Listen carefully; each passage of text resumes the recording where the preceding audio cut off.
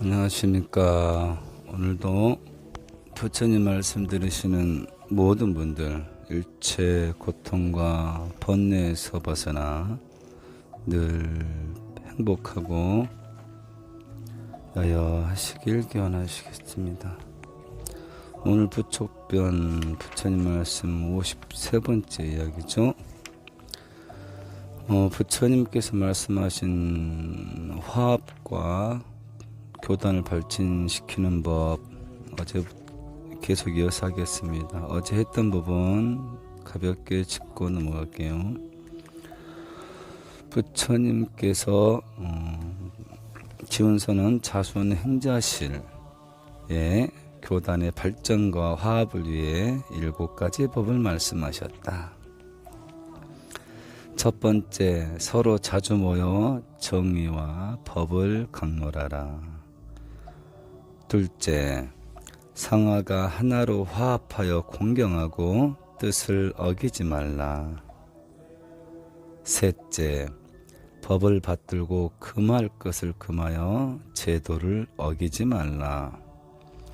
넷째, 스승을 받들어 섬겨라. 여기서 스승은 부처님 법을 말하는 겁니다. 다섯째, 마음을 닦되 효도와 공경을 우선으로 하라.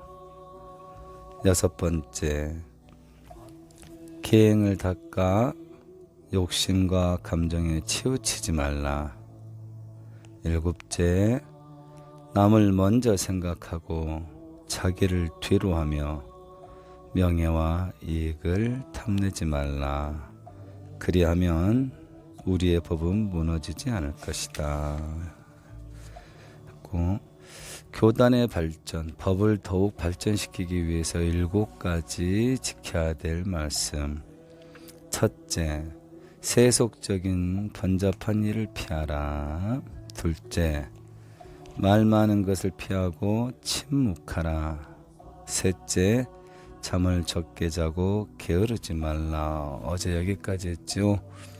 세부적인 설명은 어제 시간 교단의 발전편 들어보시면 세부적인 설명 잘 들을 수 있으실 겁니다.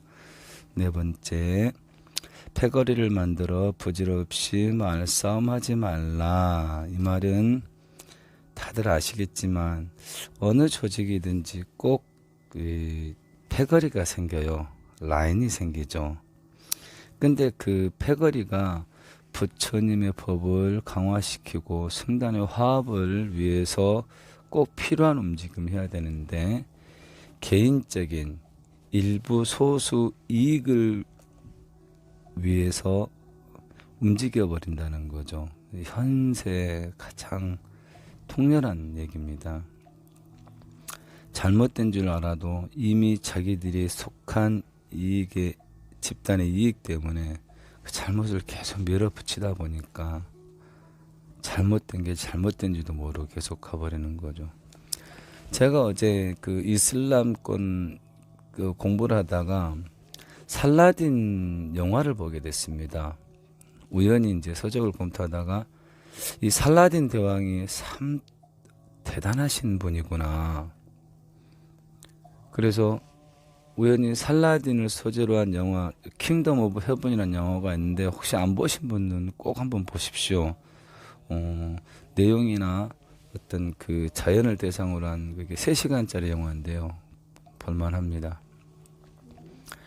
살라딘 이제 이슬람이죠. 마호메트 후계자인데 그 어떤 내용이 있었냐면은 영화를 보는데 그때 당시 분위기가 내가 만약에 저때 있었더라면 나도 저렇게 미치광이가 될 수도 있겠다. 그런 생각이 드는 게 이교도들을 죽이는 건 죄악이 아니다. 천국에 이르는 지름길이다라는 문구를 하루 종일 어딜 가든지 떠들고 다니는 그런 분위기예요. 십자군 이 기독교인들의 사회에서. 근데 기독교인들이 예루살렘 그 이슬람이 갖고 있던 예루살렘을 침공할 때 당시 모든 백성을 싸그리 다 죽여버립니다. 이교도들이란 이유 하나만으로. 예, 아시겠죠? 기독교인들이 그런데 이 마호메 뒤를 이은 이 이슬람의 그러니까 왕이 살라딘 왕이 이제 있었는데 살라딘 왕이 이슬람을 예루살렘을 되찾는데 마지막 그러니까 예루살렘을 지키는 사람들이 뭐 우리나라 따지면 그 뭐 행주 대첩을 연상케 할 정도로 모든 국민들이 똘똘 뭉쳐가지고 이렇게 대항을 하니까 충분히 이길 수 있는데 저 예루살렘을 끝까지 그 전쟁으로 제압시키려면 이 살라딘의 그 대국도 만만치 않은 피해를 봐야 될 것 같아서 타협을 합니다. 예. 이겨도 의미가 없는 거죠. 저쪽은 목숨을 걸고 싸우니까. 그래가지고 타협을 하는데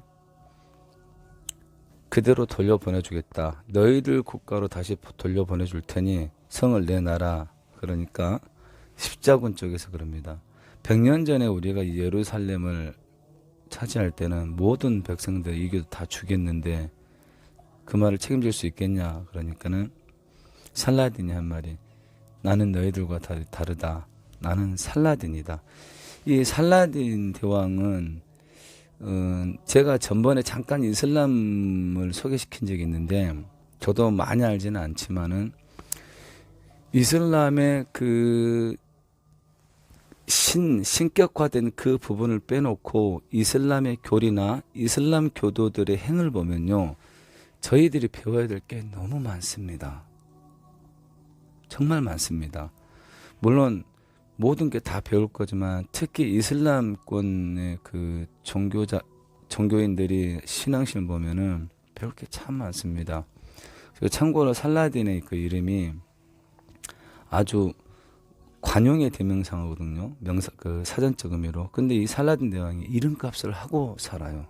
그래서 실제로 기독교권에 있는 적국의 장수들이나 적국의 국민들로부터 상당히 칭송을 받고 덕망을 받을 정도로 살라딘 대왕은 그렇게 아주 멋지게 살았더라고요. 예. 무슨 얘기하다가 여기까지 왔죠? 그렇지. 집단 이기적인 성향이 그렇게 무서운 거예요. 예. 신의 이름이라는 이름으로 신의 부름이라는 이름으로 사람들을 죽이는 거를 눈 하나 깜짝 안 하게 됩니다. 그때 당시 마찬가지 현세는 그 정도는 아니지만은 자기가 속해 있던 집단이 좀 잘못 가더라도 그걸 정당화시키고 이래도 되나? 그래도 우리가 발 담그는데 뭐 지기들은 뭐 똥 안 묻었나? 똥 묻은 게가 재 묻은 게 탓하나? 그렇게 합리화시키다 보니까 나중에는 너무 무뎌지는 거예요. 예, 너무 무뎌지는 거예요. 우리 불교계도 적금에 뭐 그런 일이 많은데요. 그래서 제가 이제 우스갯소리로 늘 말씀드리죠. 자수원행자 리더인 성전 스님이 부처님법을 어기고 설령 살다 보면은 어길 수도 있는데 그 어긴 바를 참여하지 못하고 정당화시키려 한다거나 부처님법에서 어긋났을 때는 과감하게 자손 행자들은 성전 스님을 버려야 된다. 그게 여러분들과 제가 다 같이 사는 길이다. 미련을 갖고 정에 끌려서 바르지 않는 말과 행동을 하는데도 한동안 같이 했다는 이유만으로 계속 같이 가게 되면은 다 같이 지옥을 가게 됩니다. 그래서 모든 불자들은 공부해야 되지만 특히 자손 불자님들은 누구보다도 공부하고 수행해서 팀 리더인 성전 스님이 잘못 나가지 않도록, 잘못 나가더라도 우리는 더 이상 스님을 따를 수 없습니다. 이게 딱 단호하게 나와야 돼요. 이 힘이 어디서 나와요? 공부 안 하고 수행 안 하면 안 나옵니다. 스님이 설령 조금 탈선하더라도 그 말을 못해요. 힘이 없으면. 그래서 교단이 발전되려면은 우리가 다 같이 살아야 됩니다. 스님만 믿고 가서는 안 돼요. 스님 그러시면 안 됩니다 하고 딱 이게 이 정도 힘은 나와줘야 되는 겁니다. 네 번째, 패거리를 만들러 부질없이 말싸움하지 말라. 다섯 번째, 아는 것도 없으면서 아는 체 하지 말라. 예, 이거는 뭐 매너죠, 매너. 예. 저는 모르는 건 모른다 하고 제가 체험한 건 체험됐다 그러고 확인된 건 확인됐다 말씀드리잖아요. 그리고 체험도 안 되고 확인되지 않는 거는 제 개인적 소견이라고 분명히 말씀드리잖아요. 예. 그런 식의 사고방식. 조금 더 크게 나가면 법상에 빠지지 않는 자세. 내가 기도했다. 내가 수행했다. 기도하고 수행할수록 점점 어떻게 된다? 땅처럼 낮아지고 물처럼 유순해진다. 예. 힘 받는데 그래서 스승이 필요해요. 기도 수행하면 힘을 받아요. 힘을 받았을 때 그 힘을 유유하게 물처럼 쓰지 않으면 주변을 많이 불편하게 됩니다. 그래서 늘 스승을 모시고 수지 독성해야 된다라는 거요. 6번째, 행실이 나쁜 사람과 사귀지 말라. 사람뿐만 아니라 나의 이 초발심을 운항주 운하항복기심 하오리까 질문을 했을 때는 목숨 걸고 귀하고자 하는데 이 마음이 어떻게 하면 물러나지 않고 어떻게 하면 이 마음을 어그러뜨리는 환경을 제가 조복받을 수 있겠습니까? 이거거든요.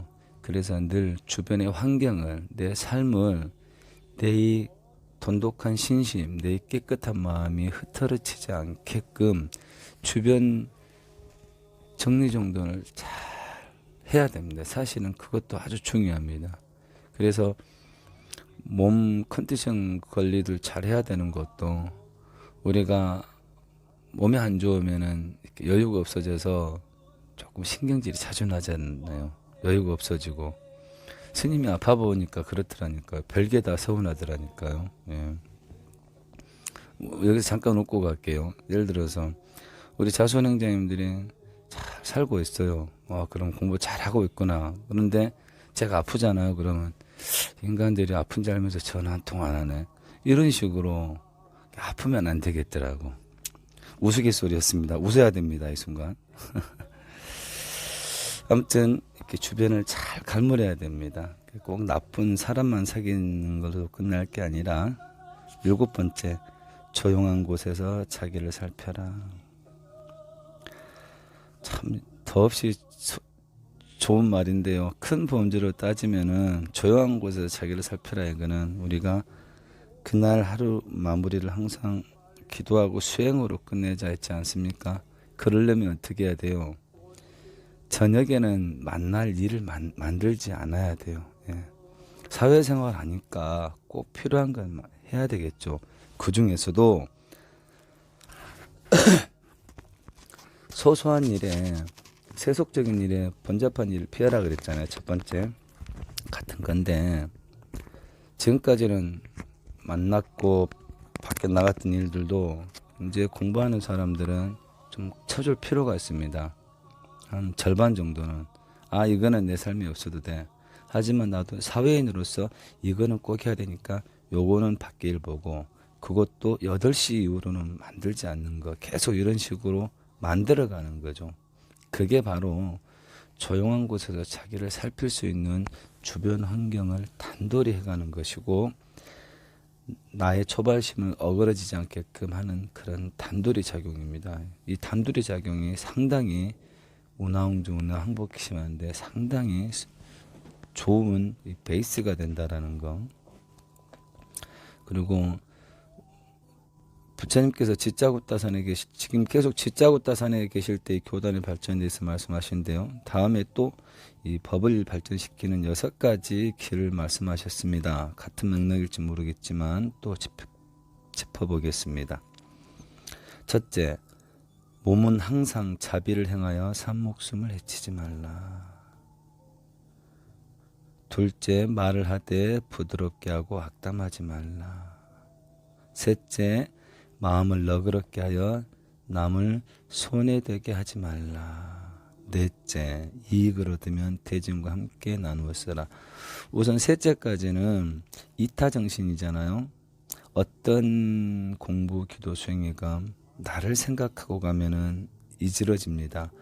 계속 할 수도 없어요. 부처님 말씀하신 것처럼 운하 항복기심 하려면은 철저하게 남을 제도해야 되겠다는 마음. 하지만 그 생각을 내려놓고 바라는 바 없이 남을 제도해야겠다는 마음. 그러니까 내 말과 내 삶 자체가 당신을 위해 있는 겁니다. 이런 마인드 있잖아요.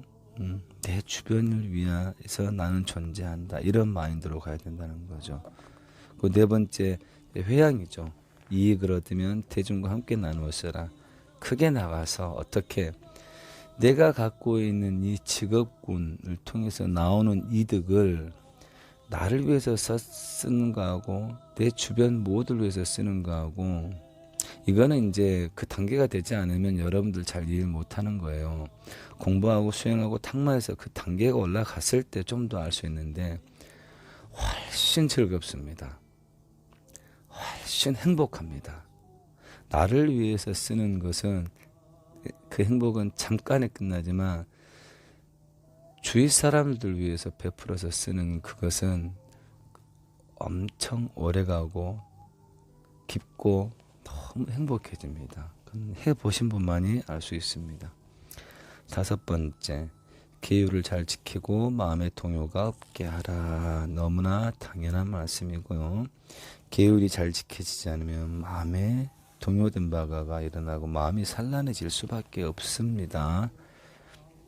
제가 어제 그랬죠. 계율을 지키지 않고 기도 수행을 한다. 차라리 모래를 쪄서 밥을 짓는 게 빠르다. 그랬죠. 여섯째, 법을 깨달아 고통과 괴로움에서 벗어나도록 하라. 우리 이제 최종 목적지겠죠. 법을 깨달아 고통과 괴로움에서 벗어나도록 하라. 그래. 어제하고 오늘하고 이 불교 교단편 들으면은 기도 생활하는데 신앙 생활을 어떻게 해야 되는지, 어떻게 해야지 기도가 성취가 되는지, 참 공부가 되는지 좀 정리가 되실 것 같습니다. 예.